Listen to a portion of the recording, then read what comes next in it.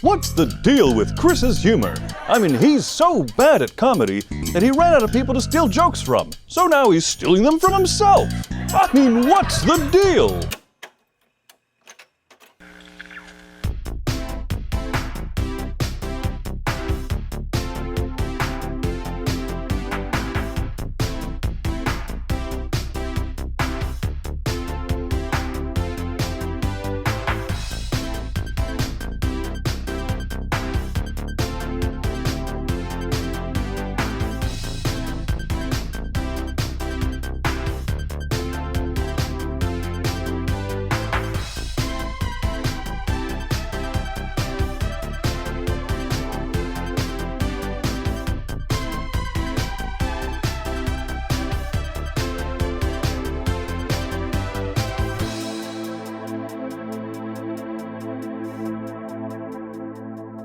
Through 21.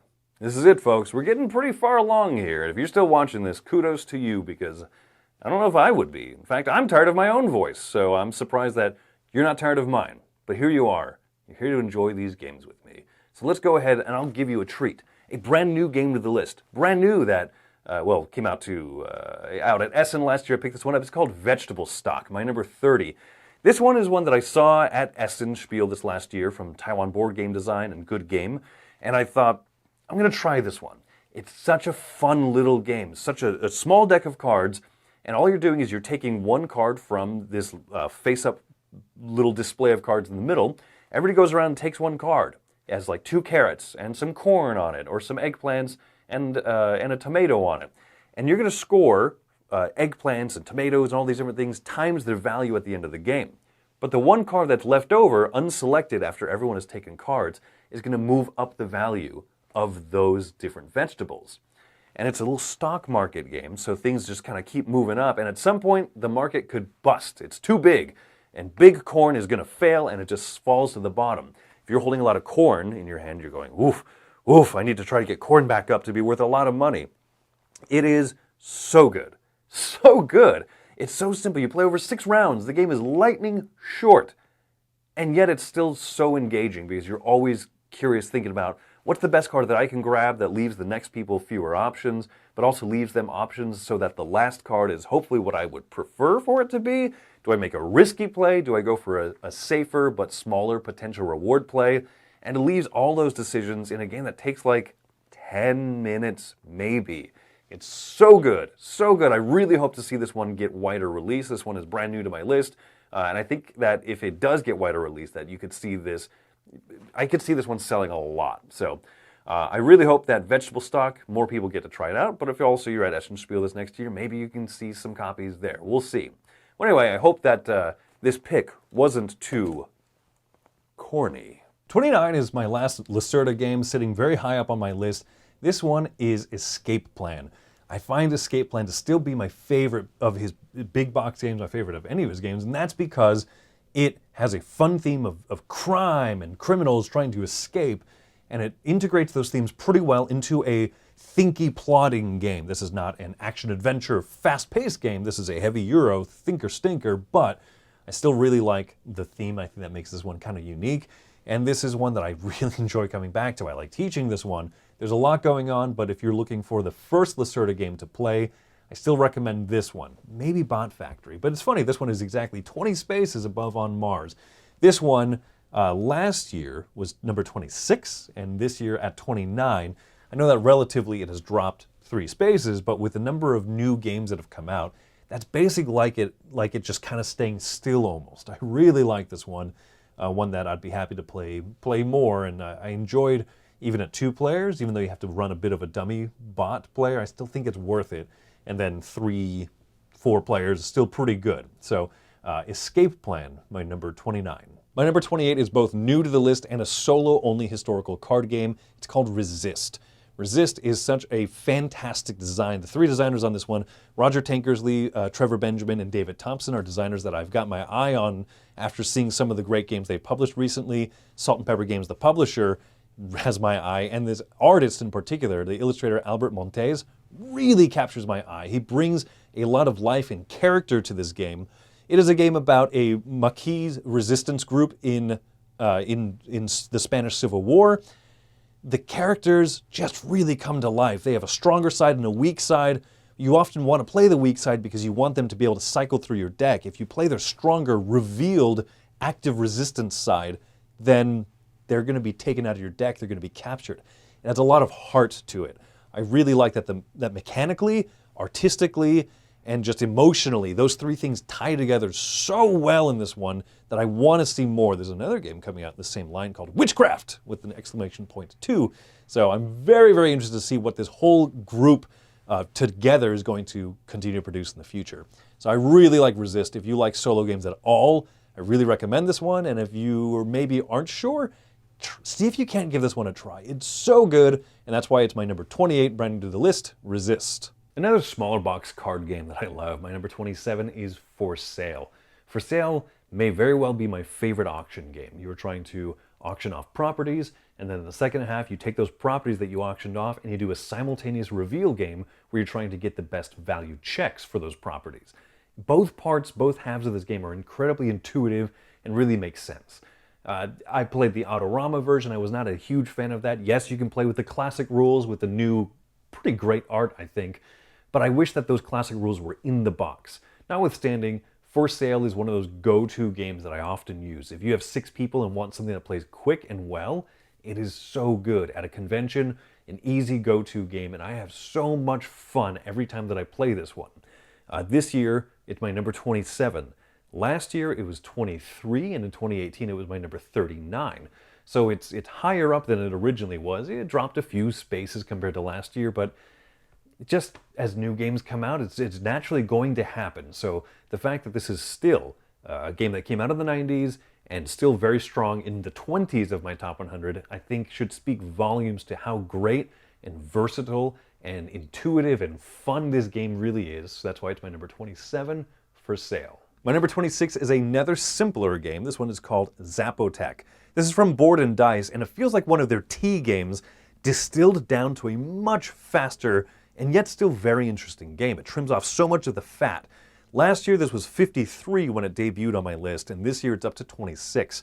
I find that the game is incredible at 2 players and solo, and it's still really good at 3 and 4 players, but I think I like the narrower player count just a bit because it goes faster, and you have a little bit more of a role to play in determining what the new scoring condition is going to be for the next round, but also what cards you're going to be gaining and playing out. I think that everything is just interrelated, interconnected in such a great way that even though it's so simple, it has a lot of interesting vector points of decisions that you need to make. I really like this one. I'm not trying to oversell it. It's simple. It feels simple, and yet it feels a little bit deeper as you're trying to accomplish lots of different things. And because I've played it solo so much, I've gotten to be like, I'm going to this game just move up the track, or I'm going to build a full pyramid and get a lot of points from it. So it's so quick that you have the opportunity to try lots of different strategies that you wouldn't necessarily in a bigger, more robust game like this, because how often are you really going to play that enough to try out every single strategy? But in Zapotec you can, so that's why it's my number 26. Number 25 is one of the best games from the Italian design troupe, that is Grand Austria Hotel. As you've seen on my list before, I love dice drafting, really adore that, and this is one of the most quintessential dice drafting games to me. I like this one a ton. I just noticed, because I didn't compare this to the previous year data until I'm filming these, and I just noticed it's at 25 for me this year.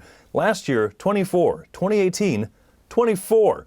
It has moved 1 spot in 5-ish years. I really enjoy this one a lot. The theme of running a hotel is something that's relatable and figure-outable, and so I feel like the mechanisms and the theme, well, it's not super thematic, but the theme helps make the rest of the game flow pretty well. I like this one a lot. I'm hoping to try out the expansion at some point. Look out, Spiel, if you're watching this, please, I would like to have, the expansion for Grand Austria Hotel, my number 25 game. Number 24, a game that sings like clockwork or gearwork, Tzolk'in, the Mayan calendar. This is the first time that production ever wowed me in a game, where I looked at this and said, oh my goodness, I'm so excited I get to play with gears! Wendy also painted our set, which looks absolutely gorgeous. So Tzolk'in the Mayan Calendar is a worker placement game wherein you're trying to place workers out, or you pull workers back on your turn, and you have to do one or the other, but you're trying to let workers sit out there on these gears for longer and longer as they build up more powerful actions. The game is all about timing. It's 24 this year. It's honestly fallen a little bit because last year it was 17.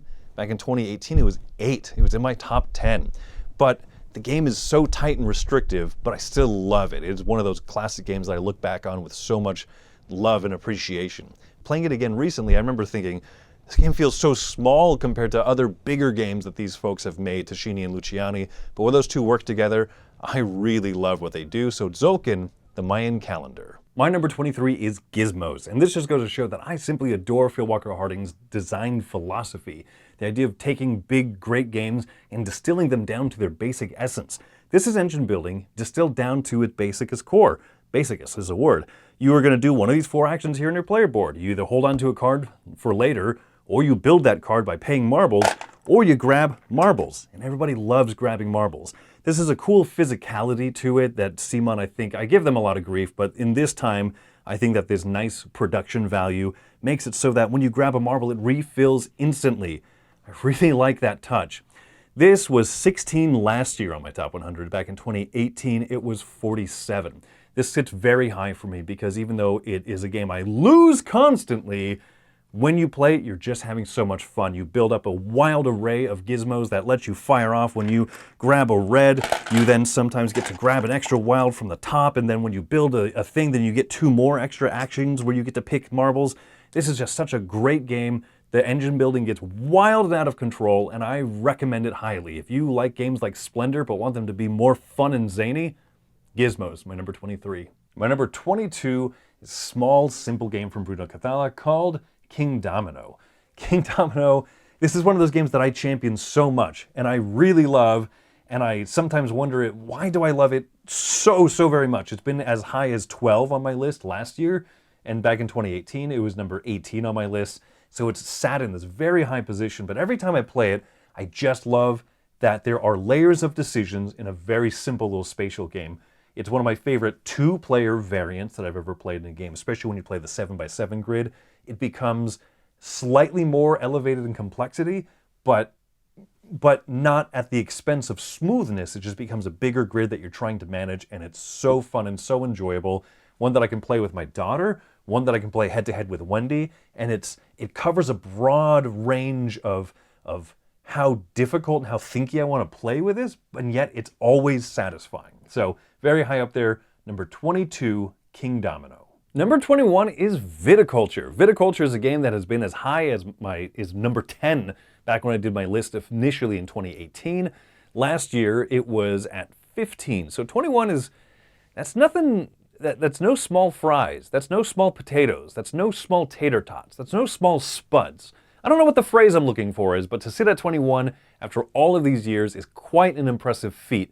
This is one of my favorite worker placement games, the idea of having a one grande worker that you can place anywhere even when the other spaces are filled in. So you're constantly saying, ooh, when do I hold this back? This game also has a few very phenomenal expansions. The small boxes of cards are just nice change-ups. The Tuscany expansion with the expanded board and a few extra little things to go for is chef's kiss phenomenal. And the new Viticulture World, the cooperative expansion that makes this a really heavy, thinky cooperative game is so good and enjoyable. Man, Viticulture just stands the test of time. Beautiful art, beautiful theming, great little way that the theme kind of integrates and makes the game memorable and still intuitable to learn and play. That's a word I made up. This is just, it's a home run. My number 21, Viticulture. What a great game after all these years.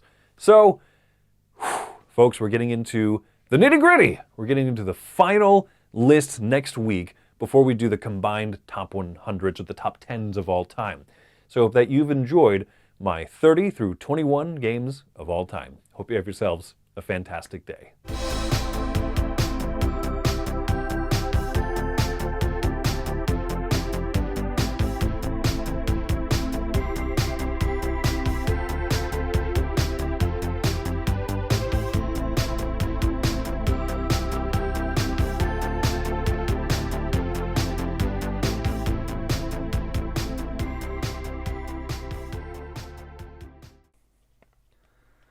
Hey Mike, are you watching my top 100s?